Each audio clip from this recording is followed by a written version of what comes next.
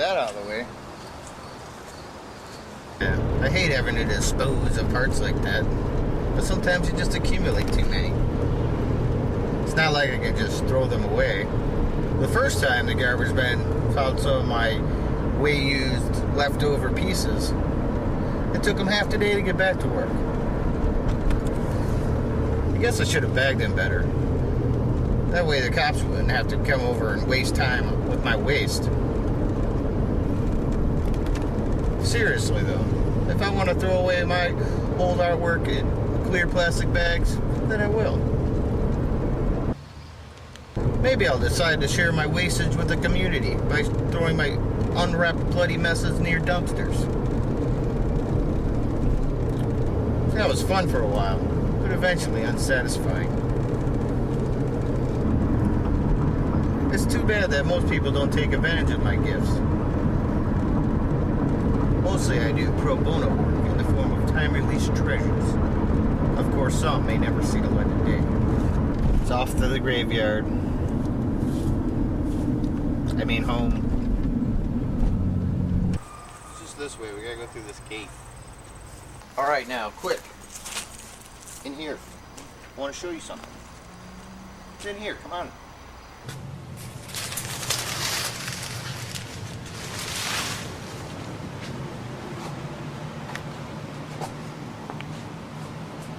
A little bit about myself. Makeup is my life. This is all I ever wanted to do. I wish I could do it more often for everybody. But I do what I can, where I can. You know how it is. I paid my dues. Still paying my dues. I work for free. Sometimes I get some money sometimes. And either way, it's always rewarding. Makeup is my life. I couldn't live any other way without it. It's always been part of me ever since I was a little kid, probably about 6 or 7. Come to think of it, it was I saw Star Wars when I was 6 years old, the original one when it first came out. I saw all the monsters and aliens and spaceships and explosions, and I didn't know what I was watching. I didn't know what it was, how they did that. I knew it wasn't real. It looked really real. It wasn't until maybe I was around 7, maybe like a year later, when I found out what special effects were, makeup. Ever since then, it's been what I wanted to do. Every movie, every chance I got to see a movie, I would go. Star Wars, Aliens, Dark Crystal, E.T. These were some of the top favorites of mine. Of course, there was other TV shows as well. I used to watch Star Trek. They had some rinky-dink effects, but at the time, it was already a rerun, and it was pretty awesome. We used to watch it at dinner on Sunday. It'd come on at 6 o'clock. While at my young age of wanting to learn everything I could about special effects, it was hard to get the information needed. There wasn't any books out there. There wasn't any videos. There wasn't any TV shows. It took a couple years for things like that to come out. I was right there every time any kind of new article or magazine or behind the scenes show would come out. For the most part, I was self-taught. Ever since I was a little kid and started my journey into the world of movie magic and special effects makeup, I had to learn it all myself. I didn't know where to find the information I needed. Back when I was that young, there wasn't any information out there. I'm sure there was, but there was no internet, so I didn't know how to find it. All trial and error. It was tough. Luckily, though, I grew up in a good time. Cable was just coming out. VCRs were becoming affordable. During the time when cable came out, new shows were coming out as well. There was lots of movie magic shows. behind the scenes. Standby Lights, Camera, Action, I believe was on Nickelodeon. That was my favorite show. Really need to bring that show back in the box set. All I knew is there was monsters to be made, and I needed to make them. I started out with clay. I had bought modeling clay. Came in like a rainbow colors. I just mixed them together into like a purpley gray. Didn't know about plastiline or Ultra Cal 30 or anything like that at the time. I was using plaster of Paris and modeling clay.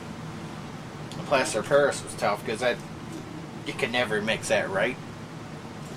It'd always be too brittle or not become a hard substance at all, and it really was frustrating. That was some fun stuff and a real innovation kind of time.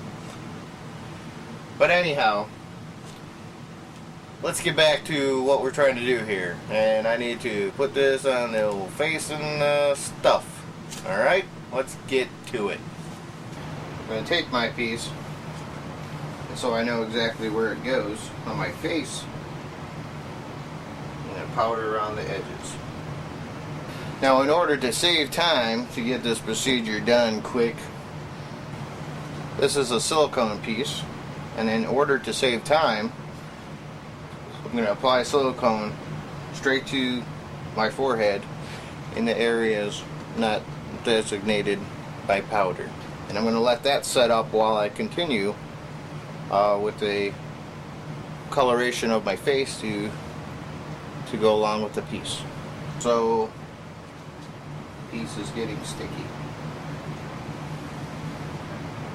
And so I'm powdering around the edges a little bit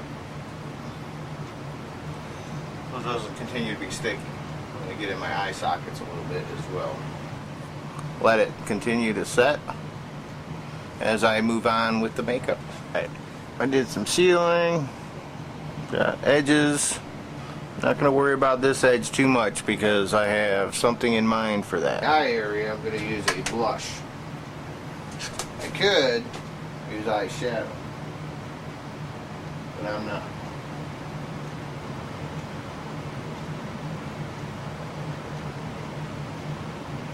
Now all I'm doing here, I'm just matching colors, highlights and shadows. And so, it's really hard to see edges. Almost a half hour.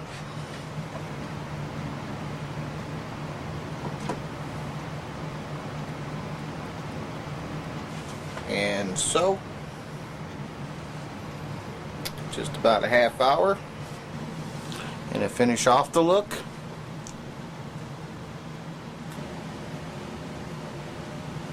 and what we have here is sort of a Romulan demon type, or Roman for short. Thank you very much. Hail Caesar! Hail? Hail Caesar? Hail Caesar! Thank you very much. And I'll see you in LA.